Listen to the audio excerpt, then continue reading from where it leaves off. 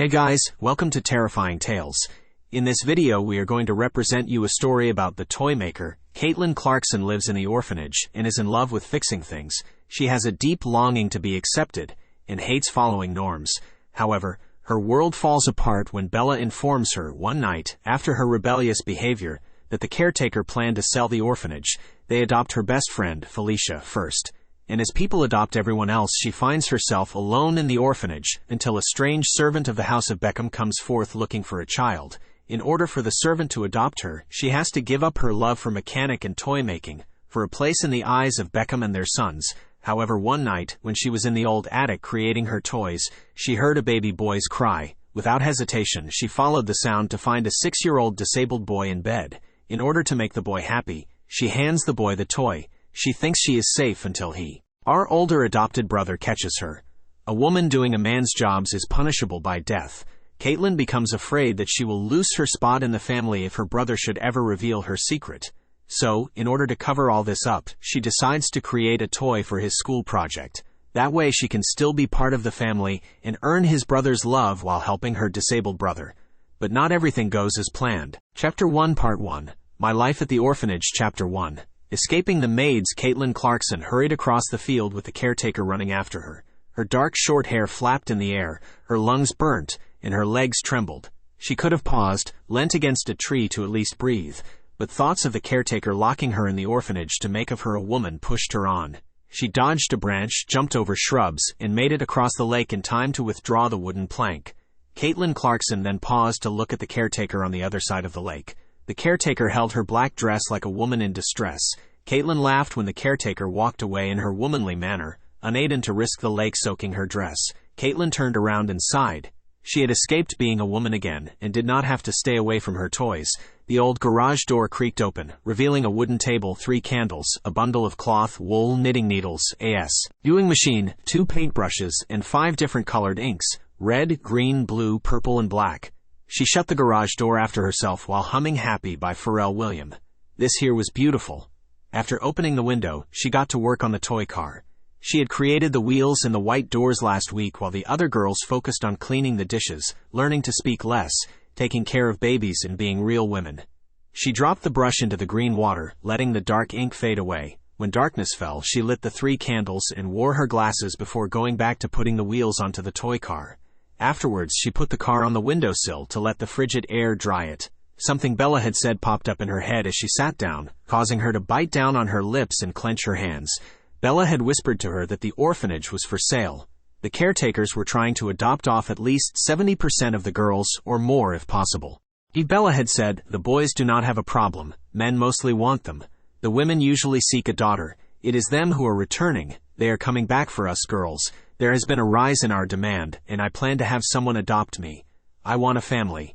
Katelyn had clutched the poster of a married couple as they carried their baby girl. Their eyes were watery, their smiles were genuine.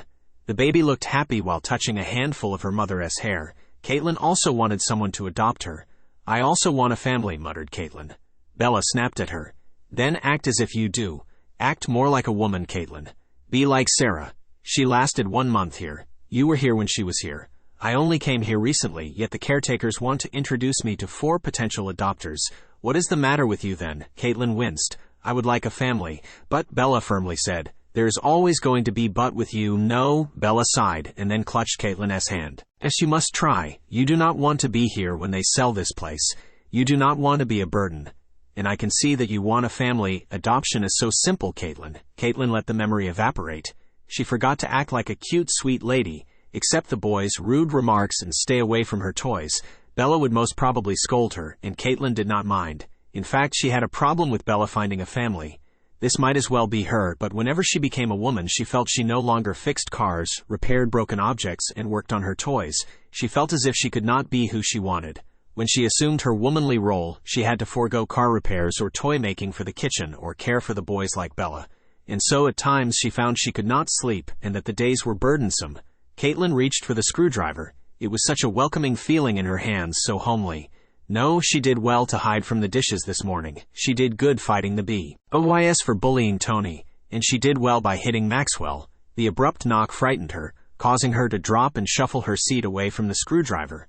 What was she doing? Did she not want a warm bed, a mother to kiss her forehead, or a father's affection? She at once packed the toy car into a box with all the other materials. She could not let anyone catch her like this. Kate, it is me. Katelyn sighed amid blowing the candles, making the candlelight waver. Chapter 2. Katelyn dug her hands into the hot pie like Felicia. They ate quietly and afterwards began to repair 4 of the orphanage's toys, a teddy bear, a black music box, a doll, and the radio. Felicia put a pink clock onto the table and then adjusted his glasses. It was the pink clock that hung in the dining hall. The clock had a picture of a rooster at the back. It is not working. Laurel asked me to take it to Sir Liv, but I remembered you. Katelyn grinned, and after wiping all the black ink from her finger tips, she grabbed the clock. How do you feel about Maxwell's adoption? Katelyn slumped the How to Fix a Clock book onto the table. She shrugged and flipped past the first 2 pages of the book. You have still not returned the book. Katelyn grinned. He doesn't care. You should become more civilized. Katelyn flipped harder past the pages, tearing the edges of one of the pages. Felicia sighed and then sipped his tea.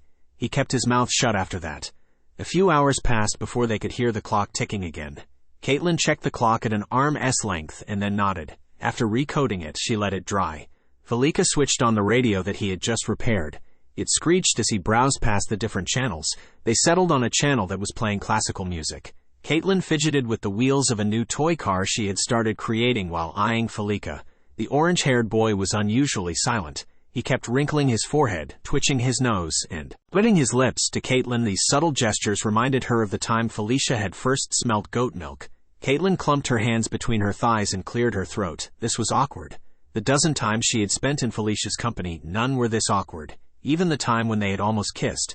Katelyn wanted to flee. It always seemed as if their passion for fixing and tweaking objects, which had brought them together, could never help them hold a conversation. Remembering her toy car, she suddenly dashed to the box and presented it to Felicia. He smiled. I had underestimated you. Katelyn shrugged. No worries, not the first time. Felicia laughed. That was some shade. After a pause he added, it's cool, right? I will put it with my other collections. Violet has not been able to find the blue case yet, she whispered and giggled. I will bring it tomorrow for you. Felicia sighed and bowed his head. Katelyn, you want to see it done to you? Katelyn, and asked as she let her eyes beg. Felicia shrugged. One day Katelyn raised her bushy brows at him. Felicia then rolled the toy car down to her, and she back to him. They silently carried on like this. It was way past 9, and way past the female's bedtime at the orphanage. We should be heading back without waiting for Katelyn's response. Felicia fled the spacious garage. Katelyn followed soon after with the clock and the little treasure she had created. Felicia switched on the torch on his phone, and together they breezed through the meadow. The sound of running water reached their ears. Katelyn begged no help as she jumped over the lake while still holding the clock and the small car she had created. Felicia jumped after her and then grabbed the hem of her green shirt, slowing down Katelyn. He took back the clock. I will return it, she had asked me. They both stopped before the door of Katelyn's sleeping quarter. The lights were off and no sound echoed from the inside. They stared at each other. Katelyn could barely see his face in the moon's mysterious blue glow. Felicia's green eyes had lost their cat-like glow, and he was drooping. Felicia eventually smiled at Katelyn. Katelyn, Felicia, whispered Katelyn as she bumped her back to the door. The light inside the dorm went on, and Angelic flung the door open, causing Katelyn to fall onto her bum. The older girl peered at Felicia. My good son, has he repaired the clock already? Felicia nodded and then smiled. Have a good night, he muttered as he handed Angelic the clock. His eyes met Katelyn once more. Katelyn saw in them sadness like a cat meowing at night or a baby crying upon realizing that its father was leaving for work. The familiarity was lost. Stand up, you wretched child, Angelic spat while kicking Katelyn for good measure. Katelyn struggled up and then hid her toy car in her pockets. In the distance she saw Felicia. He walked with his back drooped. His hands were in his pocket. And he breathed wisps of smoke. Katelyn swore that she heard a sob. That was until the door banged shut, forcing her to face Angelic, the woman in charge of the women's duties. Chapter 3. In the middle of the kitchen, Katelyn took Angelic's scolding like a good girl. At least she wished she were a good girl, but no, she was not a good girl. If you can't even wash the dishes and be a woman, how can you expect anyone to consider you as a good person? Angelic screamed. Katelyn flinched and repeated the mantra that Vanessa had drilled into her since she was 5. To be a good person is to be a good woman, and to be a good woman is to accept society's norms and values of what constitutes a good woman, thus a good person. In her mind's eyes, she saw Vanessa pacing in front of her in a long black dress and black hat while thumping a ruler against her left hand. Repeat after me, she would say while eyeing her. Katelyn had to go through this whenever she was naughty or seen playing with the boys or reading books on how to fix cars. To be a woman is to be accepted, and thus to have a family. Katelyn realized she had spoken these words aloud and gasped. Angelic had stopped pacing and now bored her eyes at her. You know all of this, yet you continue to act like a distraught child. You continue to act like a boy. Just look at your clothes. Do you really think anyone would want you like this? Katelyn shook her head and then lowered her eyes. She must try harder to be more like a proper woman. Having the sex did not mean she was one. She was a demon in the eyes of society, and until she learnt to act as a proper woman would, society would continue seeing her as a demon. Angelic sighed and motioned her to her room. Go on and sleep. At this rate, I will go crazy. No, she screamed, as she walked to Katelyn and forced her head up by the chin. Don't you dare start apologizing as if you mean it. Katelyn cried openly, her shoulders trembling. But I do, I really do, Angelic laughed bitterly, while stepping away from her. So be it. Tomorrow people are coming over to have a look at you girls, wealthy families. I expect you to come downstairs tomorrow and do all your womanly duties, and when this family comes, I won't see you in that pretty pink dress I had wasted my money on. Katelyn gulped but nodded. Her room's lights were off, but Florence and Roseline would have heard. She sat on a small white uncovered bed and stared in her roommate's direction. The sounds of Roseline's snores eventually floated to her. She took out the dorm's phone from the bottom cupboard beside her bed, and, after seeing the full battery life, plugged her earphones in and scrolled down to Human by Christina Perry. She could surely do this. How hard could it be, she thought to herself the next morning. She had brushed her teeth, ordered her bed, and cleaned the dorm. Katelyn forced herself to descend the stairs with the help of the railings and Bella. Bella was proud of her for trying. That morning, after she had done her bed, Bella had embraced her. I guess we will all be leaving this stinking place in no time. The other girls laughed at her comment. Let us go have breakfast. Hence how Katelyn found herself at the stairs with Bella. Dinner flowed smoothly, and she managed to avoid Angelic and Vanessa's eyes. She washed the dishes and swept the house. Her anxiety remained with her even as she gathered the other girls' clothes and hurried to town with Felix. 46-year-old Felix was the driver for the orphanage since the orphanage was 200 miles from the city. Katelyn hitched herself into the black carriage along with Bella. Felix waved his black beret at the caretakers, revealing his bald head before whipping the horse. Katelyn set the green plastic bag down in front of her before slumping back in her seat. Felix rolled the carriage by smoothly. Bella removed her hat and crossed her legs. Bella then fanned the hat at her face. Felix whistled, and Katelyn thought bitterly if there was anything to be glad about. The sun warmed her dark skin, dried her lips, and made her thirsty. Her eyes grew heavy, and she wanted to sleep, but the landscape interested her. Ranges of mountains peaked after each other, and below them, Katelyn observed fields of grass where cattle grazed and women labored with their babies tied to their backs. Their houses were huts made from grass and plastic. A boy, 5 or 6 years old, Katelyn guessed, sprinted across the road without a shirt, barefoot. A woman followed him. They moved past weeping willows and crocked trees whose branches looked like a wizard's wand. 3 hours later, they were driving up a hill towards a white gate. The guards took a second to roll up the gates. Felix rode into the rich district of Saul. The houses stretched to the sky, and women sat on their front lawns and backyards conversing. Katelyn looked wearily at the cobblestone road and the white houses. It was all too much, so she pushed her face away from the window. Bella jingled the pocket inside her orange skirt before taking out 2 silver coins and handing them over to Katelyn. Here you go. Katelyn clutched the coins and put them in the pockets of her blue shorts. Where will you be? Shopping for groceries. What? Are we celebrating something? Katelyn mocked. Bella adjusted her hat on her head. Be safe. Stay out of trouble and respect all men. Felix mumbled, I will wait for you by the tavern. He then added, I need to visit a friend. Bella hummed. So be it. Felix stopped the carriage, and Katelyn jumped down from the carriage after Bella. Upon seeing all that was around her, she sighed. Chapter 4. The men in their black coats, long beard, and sliver watch caused Katelyn to sigh thrice. The men's glossy shoes clicked against the cobblestones, adding to the noise of galloping horses and steam trains. The noise and air pollution could have made Katelyn crazy, but this was Katelyn's second time here. The misty air blocked the sun's heat. No men made way for her as she dragged her plastic bag behind her. She crossed the road, not bothering to wave at the driver who had stopped for her. However, Katelyn avoided making eye contact. They were probably thinking how odd she looked. Katelyn was relieved when she arrived at the washing store. A brown string held a green plank with the phrase, We welcome all, made Katelyn scoff as she pulled the door open. A gray-haired woman was standing behind a brown desk, and the same brown strings held her sliver glasses on the tip of her nose. The woman glanced at her, and then at her shorts. Katelyn approached the desk, keeping her eyes leveled to the ground. She needed to stand on her toes to put the plastic bag onto the table. The woman continued gazing down at her. Katelyn had no proper manners or any idea of how a good girl, a good person is supposed to act, so she pushed the 2 silver coins on the desk. The woman used the pen to check the money. Wash and dry, yes, ma'am. The woman clicked her pen, scribbled in her notepad, ripped the paper and handed it to her. She nodded at the leather seats against the wall. Katelyn silently dragged herself there. Once seated, she read the paper. Wash and dry, paid. A young woman with a feathery pink coat opened the door, causing the bell to jingle. The woman behind the desk stood up straight and smiled warmly at the woman. Eva, always a pleasure to see you. Oh, this is expensive clothes. Eva threw her hair over her shoulders and looked at her nails as she said, I want it done quickly.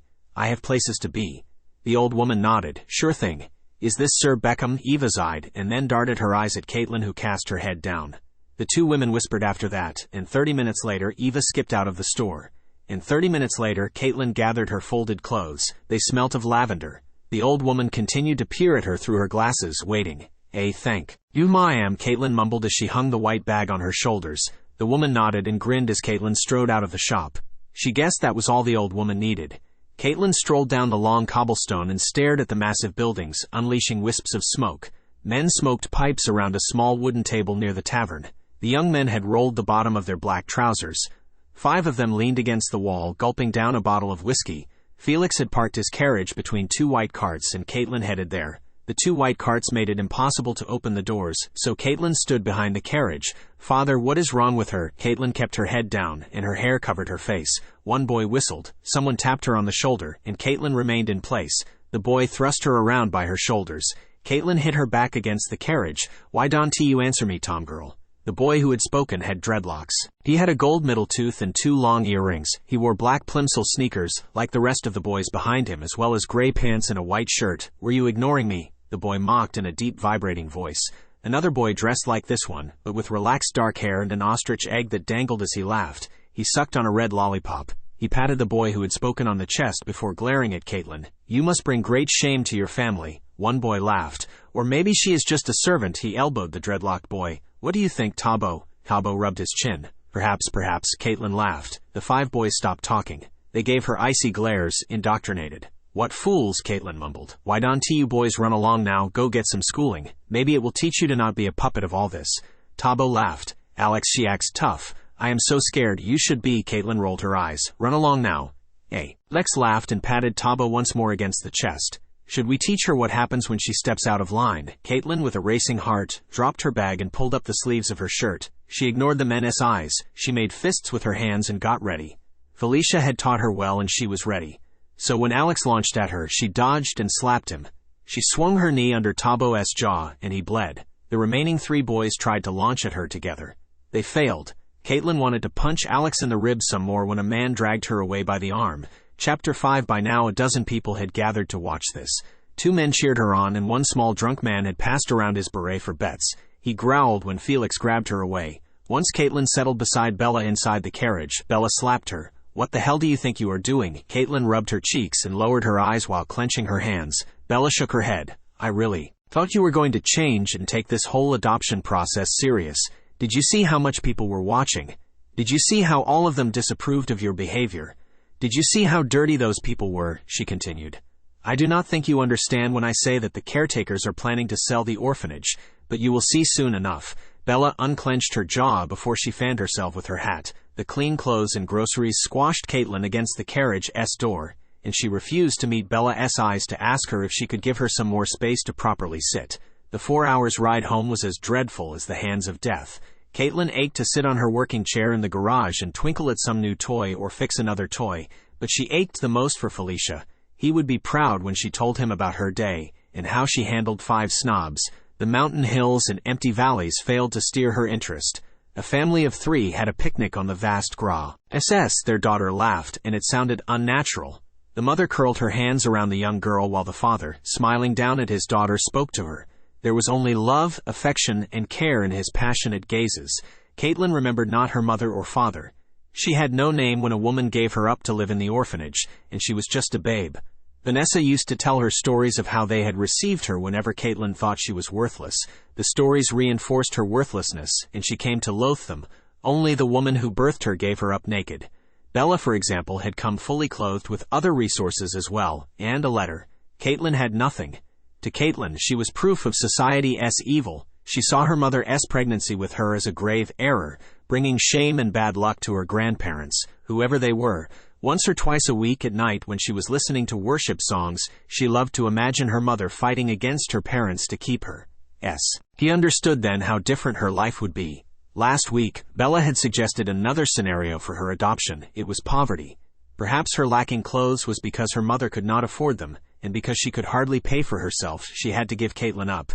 This idea comforted her on some nights when Vanessa cursed her with statements like, "Even your mother did not want you." Because then she did not take Vanessa's statement to heart. Bella opened the door without Felix's help and marched to the kitchen with her plastic bag. Katelyn stepped out with her bag of clothes and nodded at Felix.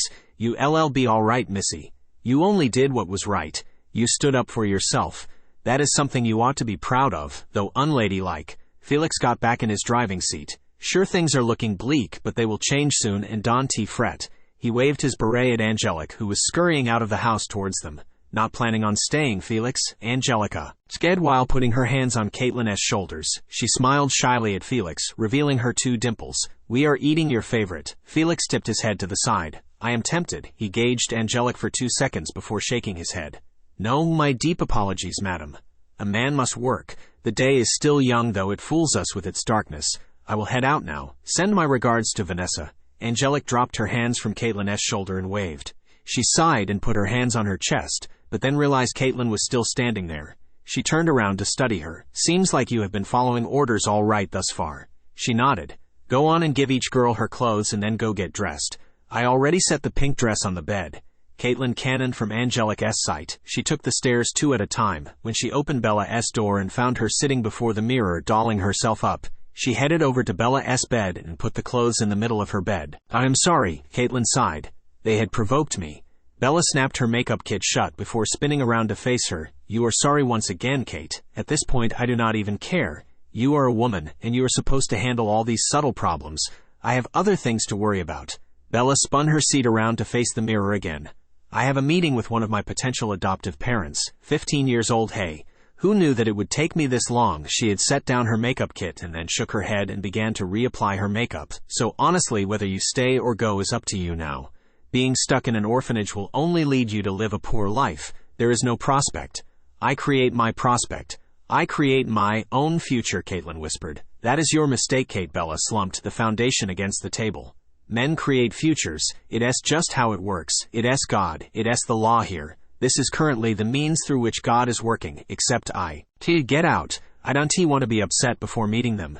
Katelyn apologized as she dodged out of Bella's room. She restored each clothes to their respective owners before treading back into her room. Florence and Roseline were spinning in their customs. "I look splendid, do I not?" Roseline asked as she spun in her red dress. Katelyn put down her clothes on top of her bed and nodded. "Red always suits you." Roseline giggled. "Thanks, Kate. Your dress also looks nice." Katelyn stared at the feathery pink dress before smiling at Roseline. "Sure." Florence sat down in her bed, extended her legs, and crossed her feet. Katelyn put Florence in her wardrobe. "Want to make a bet?" Katelyn replied through her teeth. "What?" Florence laughed. "What, do I irritate you?" Katelyn pushed a piece of her hair behind her ears.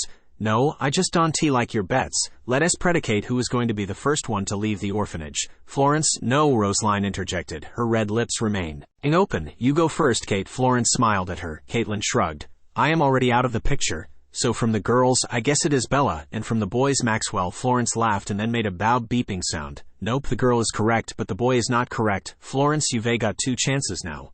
Florence cut Roseline off and Roseline stared at her fingers. "Peter," Katelyn mumbled. Florence laughed, her shoulders trembled, and she put her hands on her chest all while approaching Katelyn. Katelyn backed away until she could no longer. The 16-year-old put both her hands against the wall 1 inch above Katelyn's head. "Girth," Katelyn stuttered. Florence whispered, and Katelyn felt Florence's warm breath against her face. "No," Roseline screamed as she grabbed Florence by the shirt. Florence pushed her away, making Roseline fall and hit her back against the bed. "Your sweet best friend Felicia," she smirked. Katelyn laughed. "I know, you want to cause me pain, but this is too far. Lying, stop being bitter that you are 16 and someone has yet to adopt you. It looks ugly on you." Rosalind sobbed. "It is true. He leaves tonight at 6. "No," Katelyn shook her head. "He would never. He didn't tell me, and he doesn't want to ever get adopted. Isn't that a little bit selfish, for you to have ever believed that?" Katelyn dashed out of the room, and then out of the female quarters. Angelic ran after her. "You wretched girl." Chapter 6. Katelyn thumped her knuckles against the door, while Angelic pulled her by the waist, but failed to get Katelyn away from the boys' dorm. The boys' quarter was on the opposite side of the girls'. She had jumped over the greasy railway where a broken-down yellow train stood and dodged the guards. Angelic was fast on Katelyn's heels. Blue lights flashed on either side of the 4 dorms on the set. One for dining, the other was the bathroom. The other was supposed to be the sleeping dorms for the other boys, but people had adopted them a long time ago. And then the sleeping dorm of the remaining 6 boys. A family had parked their blue carriage 5 feet left of the orphanage when Katelyn arrived. A chauffeur stood next to it, holding a lamp and his dark eyes judging her under the lamp's blue glow. Katelyn, upon seeing this, felt lightheaded. This was Felicia's carriage, certainly. She hammered her hands against the door, causing her palms to whiten. Her dark skin turned blue, but she continued. She also screeched for Felicia. She had begun crying as well, and her throat was getting tired from all the screaming. The door did eventually open, revealing a woman wearing a fine scarf. Her peach-thick coat swooped to the floor like a wedding dress, but it was wide. The woman's main clothing was a red dress and red high heels. Beside her, a man in a black suit smoked his pipe. The man's mustache extended far off his face. Finally, 14-year-old Felicia stood between these 2 people with his 3 black luggage. His pale face looked paler because of his orange hair. His eyes remained blank, almost emotionless. Katelyn trembled back as he stepped forward with his new parents. Angelic put a steady hand on Katelyn's shoulder as they watched the carriage pull away. Katelyn stood waiting for Felicia to turn back or even order the carriage to stop so he could tell her how he would miss her, what she was to him during his worthless years. Katelyn felt torn as she marched back to the female's quarter with Angelic. Angelic clasped her hands as they crossed the railway. She eyed Katelyn a couple of times but did not say anything. Katelyn echoed her sighs of disappointment as they neared the woman's quarter. This was it. How come nobody told her? The world was against her. This was the only logical reason. The universe was against her because she was not following its instructions. The woman's quarter was quiet. The other girls, despite having dressed up, sat quiet. On the red couch in the center of the tiny living room. They sat with their legs crossed and hands on their laps. Florence avoided Katelyn's eyes as Katelyn went up the stairs. Angelic directed her to her room and then shut the door. She turned to Katelyn, raised her hands, and for a second hesitated to bring them against Katelyn's face. So she ended up dropping them to her side and gazed at Katelyn tenderly. "You should act like a proper lady, Kate." Katelyn continued to stare at Angelic. Angelic continued, "The world is not an easy place for anyone." Katelyn diverted her eyes to the window. "It is not an easy place for me." Angelic lied and rubbed her cheeks. "You don't want to see yourself without family, Katelyn. Do you still remember Santa's visit when you were 5? Katelyn hummed. "I remember him being fake." Angelic slapped Katelyn without hesitation this time.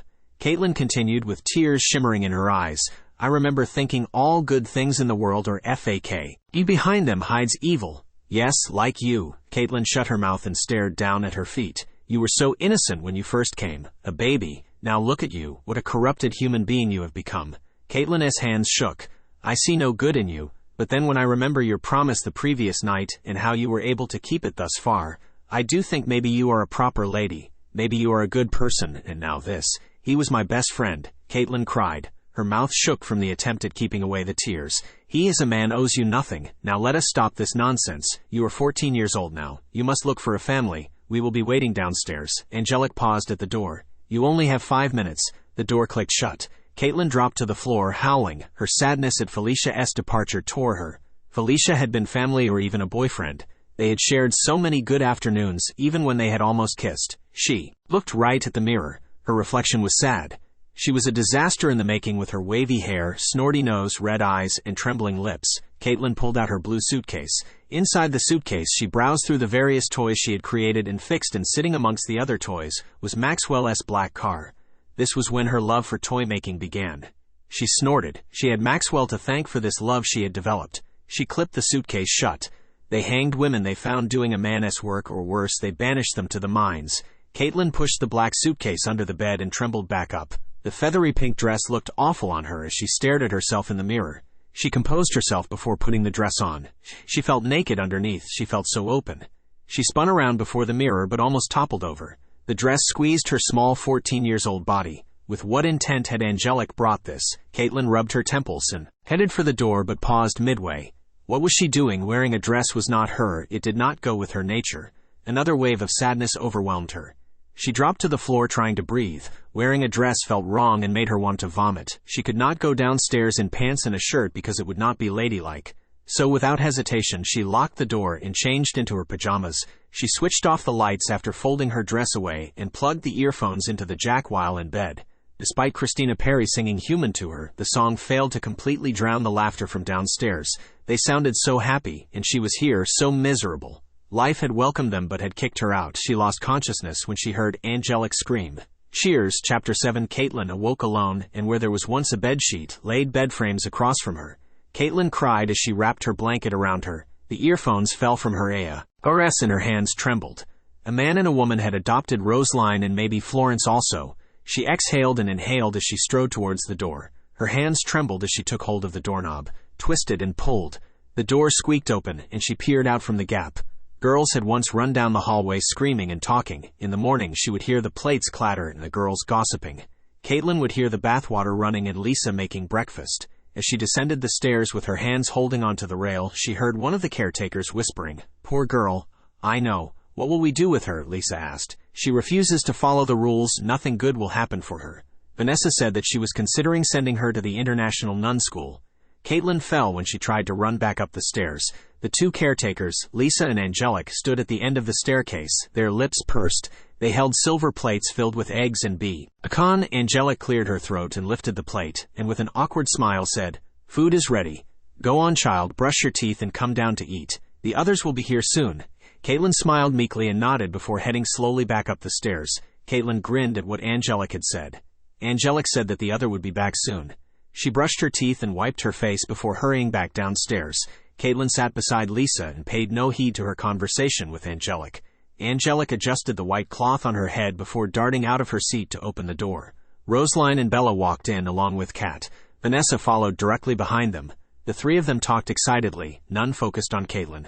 Bella took up the seat beside her and squeezed her hands. Roseline took her other hands. They closed their eyes for prayer. Once Vanessa finished praying, they all eagerly dived into their food. Bella and Roseline chattered contently, and Katelyn kept her head down, eating. "Their house is so big," Roseline blabbered. "I met their two sons, my brothers." "Older?" Bella asked, and she curiously leaned over Katelyn's plate. "Sorry," Katelyn softly said as she pulled her plate and set it on her lap. She hungrily wished she also had a family to talk about. "You girls must eat now. Spend your last night here well," Vanessa said. "Especially, remember what I had taught you. Make me proud. You girls have redeemed yourself. Not a mistake." Katelyn's plate clattered to the floor and broke. The conversation drifted to a close and Vanessa pushed down her glasses to the tip of her nose to have a proper look at Katelyn. "It was a mistake," Katelyn quickly said. "Look, I will clean it up now." Vanessa firmly shook her head. She jerked at the door behind the living room bookshelf. "But Vanessa, she is 14 years old now," Lisa mournfully said. "You can keep punishing her." "Then what am I to do?" Vanessa madly waved her hands in the air. "We have tea. Read everything. We were mad to listen to Annabelle, God bless her soul, and let her free. By letting her free we have made her wild. Look at how she dresses so causal, she must think that she is the law." Katelyn whimpered as Angelic dragged her by her arm to the bookshelf. She pressed a red button, and the bookshelf moved leftward. The red doors opened, and Angelic pushed her in. "Maybe this will help you reminisce over the old times." Angelic bitterly shut the door. Katelyn banged furiously against them. "Wait, no," she cried. Katelyn crouched and began crying. Everyone was leaving, and the family she thought she had was leaving her behind. Because the red room was directly underneath the bedroom, she heard Bella and Roseline's voices clearly. Even their footsteps echoed to her. "Don't you feel sorry for her?" Roseline asked. "Silence. She brought this on herself. I am going to ask if Vanessa can let her out so that she can see us off." Bella hummed. "Was she not like a sis?" "Care to you." Bella sighed dramatically. "I have a family now. She is nothing but another person I had passed time with in the orphanage." Something toppled raucously on the floor. A moment of silence before both laughed. Katelyn silently cried. The tears stroked her face. "Did they also get you a phone?" "You bet." Roseline squeaked. "Let us exchange numbers." Chapter 8. Katelyn had indeed reminisced over the past few years of her life and thought somberly that maybe it was all her fault, or maybe she was just a bad person by nature. At this thought she remembered the story about her mother abandoning her naked at the orphanage and began to cry. Her stomach grumbled, and she folded over onto the ground in pain. She looked around the red room angrily, but darkness clouded her eyes. Bella and Roseline spoke energetically. Their laughter sounded as if sunlight had entered Katelyn's pathetic life. Their laughter made her realize her ache for a family, for acceptance. Was she being too difficult, or was the acceptance conditional? Even God's love is conditional, Felicia spoke deep within her memory. They were standing in front of the grave of Annabelle. Katelyn's mother, for as long as she could remember. Annabelle had understood her to some extent, and saw her for who she really was, a person. When Vanessa had announced her death on a Saturday morning, it had distressed Katelyn so much that she locked herself in the garage for 10 days, and only ever ate on 2 days of those 10 days. The caretakers had organized a small funeral for Annabelle at the Nun Cemetery Center, which was outside of the City Square Church, which was the main church that everyone went to. Katelyn had thought that it was oddly befitting to have a small funeral service for Annabelle because she had always been a person of 3 or 4 words. She was someone who never raised her voice and barely socialized. But just like Katelyn, she was an odd one. She was a nun yet did unspeakable things. Katelyn heard from the caretakers that she used to date one of the city boys, the ones who smoked weed. On the day of the funeral, Felicia and Maxwell had been arguing about God again, and Katelyn had happened to be nearby. So once Maxwell stomped away huffing, Katelyn asked her question, "Does God not love everyone, no matter what?" Felicia had laughed bitterly at her. He had stared at her coldly soon after. "God hates the sinners." "Who are the sinners?" Felicia breathed out a cold breath. "You and I are sinners and many others." "What category do we base this on?" Felicia wiggled his fingers at her. "On what we humans have decided is sin and what is not. It is based on how we make decisions concerning what is right and wrong. Each one will be judged based on their own morals." Katelyn shrieked. "Felicia, what nonsense you do speak. I don't believe that is true." "What do you believe, Katelyn?" he asked doubtfully. "That we are all equal in the eyes of God and He is fair." "What God do you serve so that I can also join you, because I don't think mine is helping me understand how my situation is fair?" Katelyn had come to an astounding conclusion for a 9-year-old, which was that everyone did not have the same God, or at least the same concept of God. And God may be judged a person based on those inaccurate concepts. She became careful about what concepts she accepted about God because she might be dooming herself to hell in the end. But still, Felicia's statements stayed. "Katelyn, there is no such thing as unconditional love. Everything has ties to it. Men have ideas about who you are, based on what they feel you should be. God expects you to be good, so you can receive His love. Even God's love is conditional." Felicia went on to say, "Everything that you see is a direct reflection of God, even the evil. It was God who created everything, after all. A man is not whole without both good and evil, however, it must be balanced." "Do you think I am evil?" Felicia shook her head. "Katelyn Clarkson, I can say." Returning to the present moment, Katelyn continued to cry. Above the red room, Roseline and Bella moved things around. Their excited laughter echoed in her ears, making her cry harder. Life was indeed unfair and did not care about her. She sniffed and sat up, this time completely ignoring the hunger pain. The keys to the red room clicked noisily, and Katelyn rushed to stand up. Lisa sighed painfully as she stepped aside to let Katelyn out. Katelyn had missed lunch, and it was dark. Lisa and Angelic had set the dinner table already. A big pot of soup sat at the center of the table. Katelyn was shocked to see Felix. He sat at the head of the table, even though Vanessa usually sat there. Vanessa actually sat beside Felix on the right. Katelyn was aware of the importance of respect and proper manners. However, she never knew it to this extent where the order of things should suddenly shift for a man. Katelyn sat beside Lisa once again, away from Bella, who sat in between Lisa and Vanessa. Bella sent Katelyn a worried glance with raised eyebrows, but Katelyn ignored her face. Katelyn was happy about Bella's adoption, but she blamed herself for not guarding her feelings better. Katelyn began to believe that in the world you only ever hurt yourself by your ignorance and inability to comprehend and acknowledge what is standing right before your eyes. Katelyn considered this then to be the greatest flaw in humans. It was her greatest flaw. She had rice with potato soup spread over it, and a piece of chicken leg. Felix had 2 pieces of chicken leg. Katelyn kept her head down and clutched her thighs hard to the extent she felt that blood might stop flowing through her lap if that was possible. She thought if the laws of nature applied to everyone, if life knew no discrimination, and if everyone passed through the same stages of development and growth, why then did humans treat each other so unequally? The connections weren't clicking in her mind, but for the first time she did not show her frustrations. Instead, she ate quietly and in a ladylike manner. She impressed Vanessa and Angelic. Lisa only proudly watched her. "Thank you for the food." Katelyn dipped and then put her plates into the basin before walking up the stairs and into her room. Bella and Roseline must have returned the mattress for the beds because it was no longer a bed frame. The wardrobes were empty, and their suitcases stood beside their bed. Katelyn felt lost as she climbed into her bed and shut her eyes. Bella and Rosaline walked in some hours later. Kat took up the bed beside her. "The boys are coming to stay here. They will also leave soon." "Hush now, girls, it's time for bed. Early morning you guys leave." The conversation ebbed, and then complete darkness. Chapter 9. In the morning, when the others had not yet woken up, Vanessa shook Katelyn ever so mildly from her slumber. "Come down to my study now," she then harshly commanded. Katelyn threw on her pink gown, even though she was not a fan of the color B, before hurrying after Vanessa. The nun, Vanessa, hurried them down the stairs, past the red room, down more stairs, and finally stopped in front of a black door. Vanessa unlocked the door and went in first. Katelyn entered after Vanessa, but she stayed at the door with her hands crossed behind her back. A candle dimly lit the room, and she saw brown large boxes piled against the window. Dust filled the room, and there were holes in the walls. Katelyn watched Vanessa open a box and bring out a light brown book, which she then set on the table before sitting herself. "Well, come on." Vanessa nodded at her. Katelyn shut the door and sat down. "Ma'am, now, I think it is already obvious what is going on. We are selling the orphanage, and though the demand for girls has skyrocketed for some reason, I highly doubt anyone would want you." Katelyn bowed her head. "But God wants you. I believe that He will transform you since you do not want to transform yourself." Vanessa leaned back in her chair. "I plan on sending you to the International Nun Center." Katelyn's hands trembled for the slightest bit. She brought them down onto her lap. "Nothing to be afraid of. It earns you a large amount of respect in this society. I believe it is necessary in your case because you need to redeem yourself before the Lord. You have fallen too far. I will not go to the orphanage, and you can make me."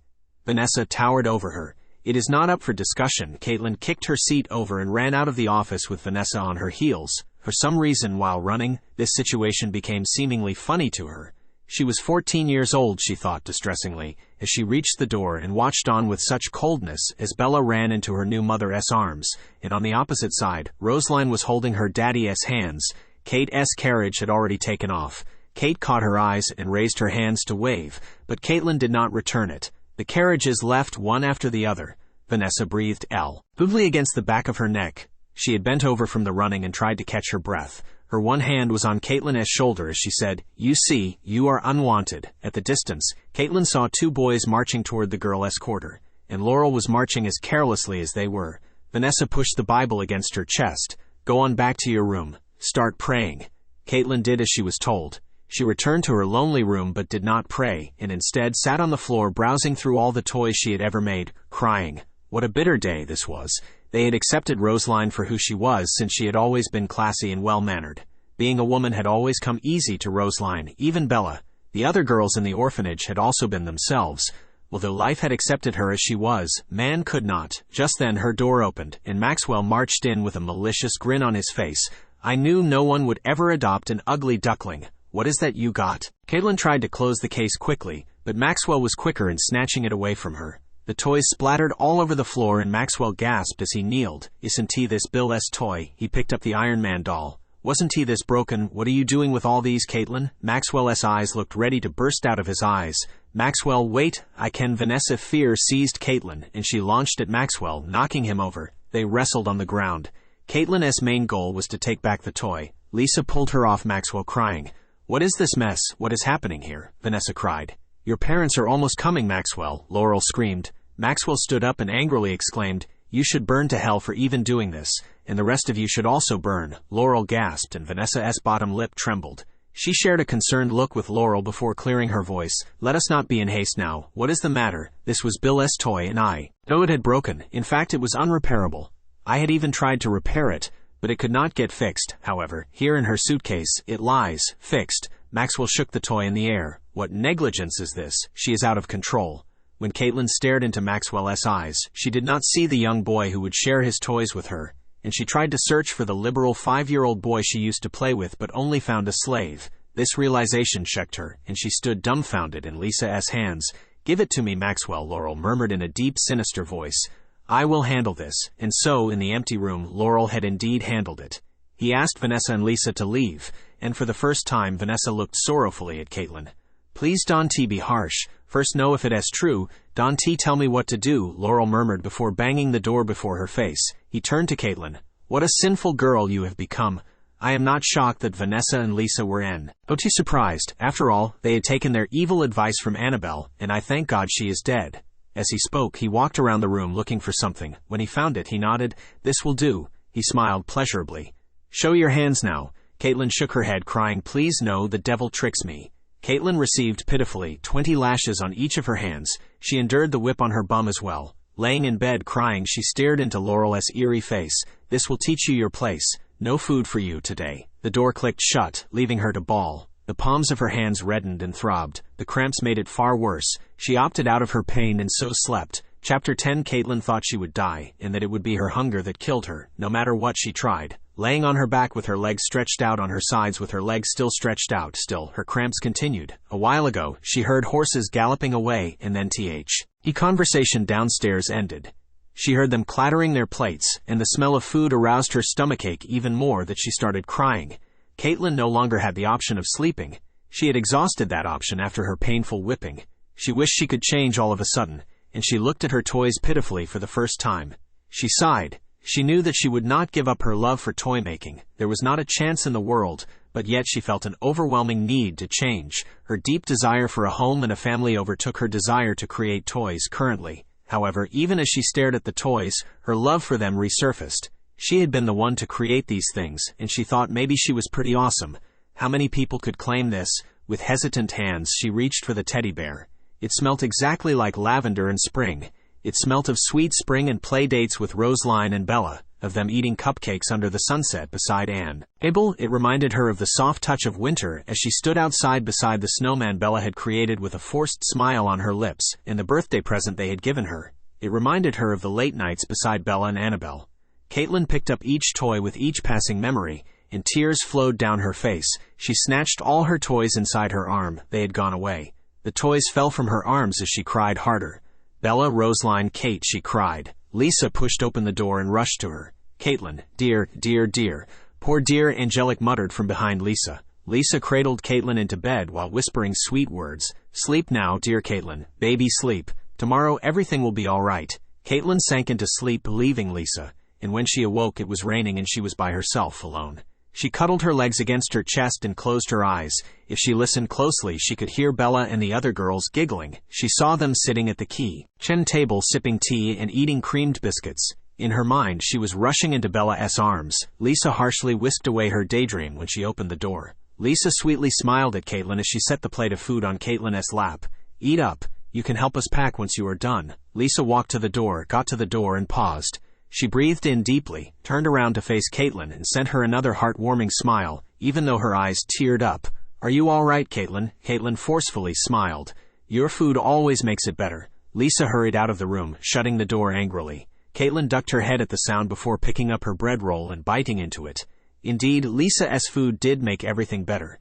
Katelyn did not help the caretakers during the day. Instead, she hurried to her garage where she spent most of her time creating dolls of Bella, Florence, Roseline, Patricia, Chantel, Kate, Pearson, Rochelle, Nancy, Beatrice, and Lexi. She also created a small globe of the orphanage with all of them in it, even the boys. She wrapped each of them into a little neat present carefully. She asked Lisa for their address the next day. What for? Lisa asked as they sat at the dinner table. Have you been reading the Bible? Vanessa gruesomely asked. You wretched child, you have no future. Lisa angrily got up from the dinner table to wash the dishes. When Vanessa and Angelic left, she gave Katelyn the street addresses of the girls. Lisa fetched the white paper between two books on the bookshelf. Here, Katelyn. Don't do anything stupid with them, and don't tell Vanessa. You return this to me when you are done. Katelyn nodded. She mailed her presents to each girl. She named herself Santa's elf, Tom. She stood at the orphanage's gates watching Felix whip the horse, and she stood there for a little while longer. She breathed out a cold, misty breath and dug her hands into the pockets of her shorts. She returned to the orphanage, the empty orphanage, and she thought about how quickly things change. It felt as if everything had disappeared in the blink of an eye. One day she was running away from the caretakers, laughing with the other girls, talking to Felicia and Maxwell bothering her. Now they had their own lives, their own parents. Vanessa grunted at her. Come sit down. Vanessa ruthlessly scrunched Katelyn's hands into hers before shutting her eyes. When she was about to pray, they all heard a knock. At first, it had been silent, and when no one moved, it got louder. Vanessa sighed and jerked her cloth onto the table. Oh, for heaven's sake. Vanessa opened the door, but Katelyn heard nothing. This was until Vanessa stepped aside to let the men through. The man had dressed up in black. His hands were as white as paper and his cheeks looked like roses. The man had on a long black coat with black boots. "I am sorry for disturbing your dinner, but there is an important matter I must discuss with any one of the caretakers. Oh dear." He tapped his fingers against the hat twice and looked at all the boxes in the empty, vast living room. "Oh dear, there is no one else to adopt." Katelyn dropped her spoon into her plate. Everyone looked at her. Vanessa calmly steered the focus back to her. "No, sir. I am afraid all the good kids have been taken." The good kids, Katelyn thought to herself, and then scoffed. She was not one. "Oh dear, what can I do?" the man said, rubbing his face and tapping his fingers against the hat again. Katelyn kept her eyes down, but her mind screamed, "Pick me. We do have one child," Lisa mumbled. "This is if you are looking for a girl." The man shook his head. "My master will not be happy. He had specifically asked for a boy. Do you know why?" The man eyed Katelyn humorously. "I don't think I can disclose that." He then bowed. Lisa jerked up from her seat. "Maybe ask your master. We have a phone." The man paused at the door and looked at Lisa. He sighed but ended up following her up the stairs. "I will be damned if he decides to bring such evil into society." Vanessa pointed her fork at Katelyn disgustingly before choking on her own spit. The man and Lisa came back, and Katelyn stood up the moment Lisa's bedroom door had opened. Lisa smiled victoriously at Katelyn. The man crouched so that he was at her level. "I would like to ask you something." Katelyn clutched her hands under her lap. She really needed to pee now. She nodded. "I must warn you that you are making a big mistake," Vanessa hissed. "She is not fit." Katelyn's mind began to waver. Maybe she was not ready. This meant that she must act as a lady would. She must wear dresses and attend parties, as a proper lady would do. "I will take her," the man echoed. "It is better than returning to Mr. Beckham empty-handed."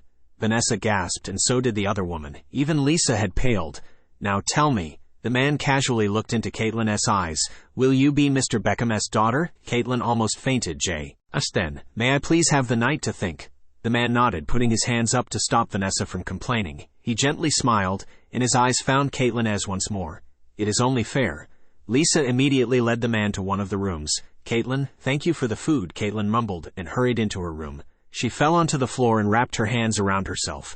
Was she ready to become a big woman? Was she ready to give up her love for toy-making? For the first time after Annabelle's death, Katelyn did not sleep. End of Part 1, Chapter 11, Part 2. Katelyn's eyes were red and drowsy as she paced about in her room. Katelyn saw the sun's rays as they entered her room and shone on her black suitcase. She wore a blue dress along with blue slippers and had on her blue hat, the one Bella had given her. She had packed her tools underneath her clothes. Could she pull this off? Could she continue repairing and making toys without getting caught? The plan was risky. She rubbed her suitcase and sighed. This was it. There was no other way. She stared at herself in the mirror once more. She still felt oddly naked, with her legs showing and all. Lisa had helped her in that respect. She told her to put on some tights, but it still didn't help. Katelyn felt odd. Lisa peeked at her from behind the door and smiled proudly before entering. She held a red box. "Are you ready?" Katelyn nodded and smiled nervously at Lisa. "As ready as I'll ever be." Vanessa entered the room, studied Katelyn, sighed, and then sat down on the edge of Katelyn's bed. "I guess this is it," she muttered, her voice emotional. "Come back when you feel that it is too much and you can't handle it anymore." Vanessa paused and searched for words to say. She slumped her shoulders and smiled with tears in her eyes. "Remember all that I taught you and make me proud." Katelyn nodded. Vanessa stood up and gazed around the room confused. "We would have celebrated, but we don't have time. The ma and wants to leave first thing in the morning. He should have been back yesterday already." Lisa handed Katelyn the red box and stepped away sadly.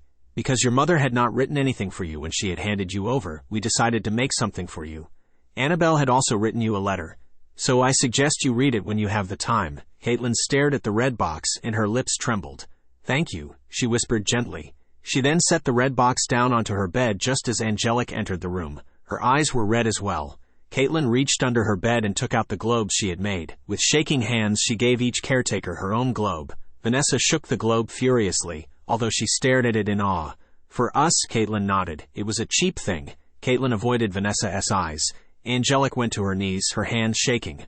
"Promise us you will stop your toy making." She looked in the air, searching for words desperately. "Hobby," Katelyn nodded. She fell. Her tongue get heavy but still forced the words out of her mouth. "I promise.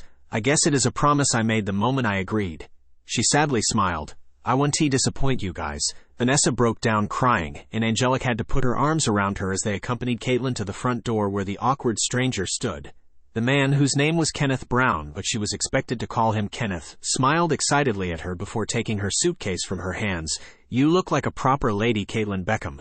Katelyn nodded. "Morning to you too." At the door she kissed the 3 caretakers on the cheeks after they prayed. Lisa also squeezed Katelyn into her arms and gave her 5 cookies and a green bottle filled with hot milk as her breakfast. "You know where to find us, the International Nun Center." Katelyn looked behind Lisa at the orphanage building. "What is to happen to this place?" "Reconstruction, some rich businessman. King Envoki permitted him." Katelyn nodded. Kenneth held the carriage door open for Katelyn. Once Katelyn sat down and Kenneth shut the door, this deep sadness suddenly overtook her as she watched the 3 caretakers waving at her. She waved back but held no happy smile on her lips. She continued waving long after she was out of view, and then she gave herself some time to silently cry. She didn't indulge in Lisa's breakfast until she had poured out her distress. Lisa's chocolate cookies and warm milk gave her some comfort. The sun's rays hit the window and warmed the left side of her face. It was in this way the sun comforted her just a little bit and made her thankful for wearing a dress. Very soon they reached the city, and Katelyn found herself more alert despite her sore eyes and her desire to shut them. Like always in the city, people went about their business of selling and negotiating. Men gossiped in the tavern and had fun. She looked closely at the small tavern and the parking lot outside of it, wondering if she could spot Felix. She saw a group of 6-year-olds in their gray school uniform waiting to cross the street. One of them pointed at the carriage, and the other boys looked, their eyes large in wonderment. Kenneth shouted at her, "I suggest you stay away from the window." Katelyn did just that for the rest of the ride. Chapter 12. Katelyn patted the corners of her mouth with her napkin. She had asked Kenneth to wait a little longer before opening the door. She raised the small mirror a little higher so that she could properly see her face. She had applied minimal makeup. She just did the eyebrows and the foundation. She reapplied Lisa's red lip gloss and smoothed her hair before finally taking her red present. Kenneth then opened the door for her and she stepped out with a heartwarming smile. Kenneth winked at her kindly before taking her suitcase. Katelyn was not prepared for the massive mansion staring down at her. The orphanage could not compare. A white staircase with rainbow railings led her to the mansion's red front door. Kenneth cleared his throat intently, grabbing Katelyn's attention before smiling down at her. "I know that you had an unfair start because, unlike the other girls, you didn't get the chance to see the house and see if the family was a good fit for you." The corners of Katelyn's lips turned up just a little bit as she listened to Kenneth. She did not have 5 families just waiting to adopt her as Roseline or Bella had. "It is fine," Katelyn muttered shyly. "I am just glad that someone has adopted me." Kenneth laughed. "You are a humble one." "All right then, let us go in." Katelyn breathed in deeply and stared intensely at the large hook hanging on the door that Kenneth pulled down. She heard a loud ring before hearing the excited voices from inside the mansion. A chubby woman pulled the door open and stared at Kenneth. "Where is she?" she asked. Katelyn raised her hands unconsciously. "Here I am, ma'am." The woman's wide eyes shifted down to Katelyn before she shrieked excitedly, "This is good. This is very good. Indeed, Mrs. Beckham will be pleased. The master will just have to deal with it. Well done. What are you waiting for? Come on in." Katelyn entered and was shocked to see that the living room was larger than the one at the orphanage. Also apparent to her were the clean floors and sweet smiles. The woman Pam took her green bottle to the kitchen, which was behind a spiral staircase. Katelyn came to know later the names of all the other servants. There was Joshua, who was one of the cooks, Caleb and Lorgan, the gardeners, Peter, the chef, Ashley, the security guard, Pam, the housemaid head, and Kenneth, who was her private driver. Pam took her to her room, which was wider than her room at the orphanage. The room contained a lot of open spaces. She walked around her queen-size bed nervously. She had a spectacular view outside her window. She could see the whole city and even the orphanage. However, she became sad the moment she saw the lonely orphanage, and so sat down on her bed. Pam stared at Katelyn from where she was standing by the door. "You all right, miss? Call me Katelyn or just Kate." Katelyn crossed her legs as a proper lady should. Pam looked around the room doubtfully. Katelyn looked at Pam. "Are you hungry?" Pam asked happily. A small smile spread across Katelyn's lips as she nodded. The kitchen was full, pots bubbled on the stove, and the smell of stew filled the air, but Katelyn still managed to find a spot near the kitchen counter. Pete smiled at her while wiping a wet spoon. "Pam," he nodded at Pam. "To what do I owe this pleasure? Give the poor kid some food." Her journey here had been long. "Is no one going to wake up Mrs. Beckham?" Pete screamed, amused. "Is she still recovering from losing last night?" Katelyn did not follow the conversation between Pam and Pete. It did not interest her. Instead, she paid attention to the small toy keys hanging on clips against the kitchen wall. They jingled with the wind. As passing, without thinking about what she was about to do, she walked over to the kitchen's white tiled wall, stood on her toes and reached for the key with the turtle toy on it. She stroked the turtle, and a satisfied smile settled on her lips. Pete tapped her on the shoulders. She turned around, dropping the toy. Pete raised his eyebrows and then chuckled. He picked up the toy and bent down so his face was at the same level as hers. "You like this?" he asked. Katelyn shook her head. She was supposed to be ladylike, she thought. What had she been thinking? Pete laughed. "All right then, we have set the food for you in the dining hall.